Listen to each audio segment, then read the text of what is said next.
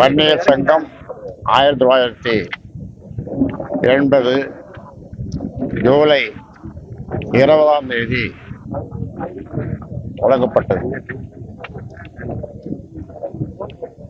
அது தொடங்கப்பட்டதனுடைய நோக்கம், அதன் முதல் கோரிக்கையாக சாதிவாரி கணக்கெடுப்பு நடத்தி தமிழ்நாட்டில் உள்ள மக்களுக்கு அந்த அவர்களுடைய சாதிவாரிக்கு ஏற்ப அந்த கணக்கெடுப்பு நடத்தி அதற்கேற்ப அவரவர்களுக்கு எல்லா மக்களுக்கும் இடஒதுக்கீடு கொடுக்க வேண்டும் என்பதுதான் முதல் கோரிக்கை.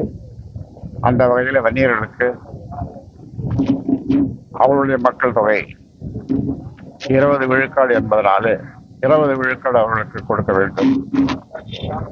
அதே மாதிரி பட்டியலின மக்களுக்கு அவர்களுக்கு கொடுக்கப்படுகிற 18 விழுக்காடு போதாது, 22 விழுக்காடு கொடுக்கப்பட வேண்டும் என்ற இந்த 3 தீர்மானத்தை அன்று வன்னியர் சங்கம் தொடங்கிய போது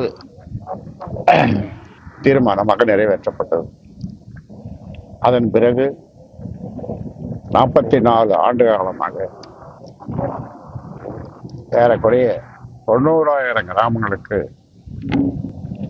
சென்று பரப்புரை செய்து மக்களை சந்தித்து மக்களுடைய குறைகளை சொல்லி இடஒதுக்கீட்டில்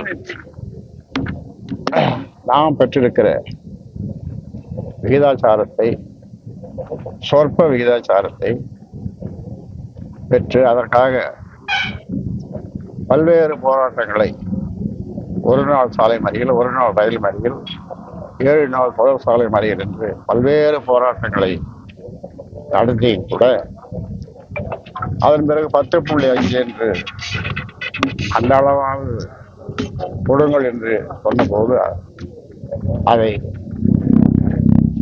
அதிமுக அரசு இருந்த காலத்திலே அதை அவர்கள் வழங்கினார்கள். அதை உறுதிப்படுத்த வேண்டும் என்று இந்த அரசிடம் பல்வேறு கோரிக்கைகள் வைத்தும் நேரிலே சென்று நான் முதல்வரை சந்தித்தும் கோட்டையிலே சந்தித்தும் இன்று வரை அது நிறைவேறவில்லை.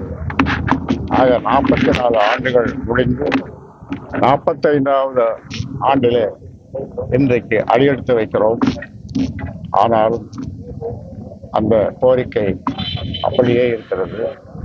அதற்காக மீண்டும் ஒரு தமிழ்நாடு சந்திக்கிற அளவிற்கு ஒரு மிகப்பெரிய போராட்டம், 7 நாள் சாலை மறியல் போராட்டத்தை விட ஒரு கடுமையான போராட்டத்தை செய்தால்தான் இந்த அரசு பணியும் அல்லது கொடுக்கும் என்று நாங்கள் நம்புகிறோம். அந்த வகையில் அதற்கு இப்பொழுது இருக்கின்ற இளைய சக்திகள், இளைஞர்கள் ஆர்வமாக துடிப்போடு இருக்கிறார்கள்.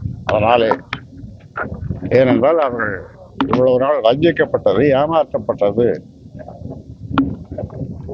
யாரால், எதனால் என்பதை தெரியாமல் இருந்தார்கள். இப்பொழுது அவர்களுக்கு நாங்கள் புரிய வைத்திருக்கிறோம். இப்பொழுது கடும் கோபத்திலே இந்த இளைஞர்கள் இருக்கிறார்கள், மாணவர்கள் இருக்கிறார்கள். அதனாலே இப்பொழுது இந்த போராட்டம் முன்னை விட கடுமையான போராட்டமாக இருக்கும் என்று இந்த நேரத்தில் உங்கள் மூலமாக சொல்லிக்கொள்ள விரும்புகின்றேன். ஆக 44 ஆண்டுகள் முடிந்து 45ஆம் ஆண்டில் அடியெடுத்து வைக்கிற இந்த நாளிலே, இந்த நன்னாளிலே ஒட்டுமொத்த வன்னிய மக்களுக்கும் என்னுடைய வாழ்த்துக்களை சொல்லி, என் பின்னாலே இந்த போராட்டத்திற்கு ஒட்டுமொத்த சமுதாயமும் வர வேண்டும் என்று இந்த நேரத்தில் அவர்களுக்கும் வேண்டுகோள் வைத்து, ஊடகங்களாக நீங்களும் எங்களுக்கு உறுதுணையாக இருந்து இந்த கோரிக்கைக்கு ஆதரவு தர வேண்டும் என்று உங்களையும் கேட்டு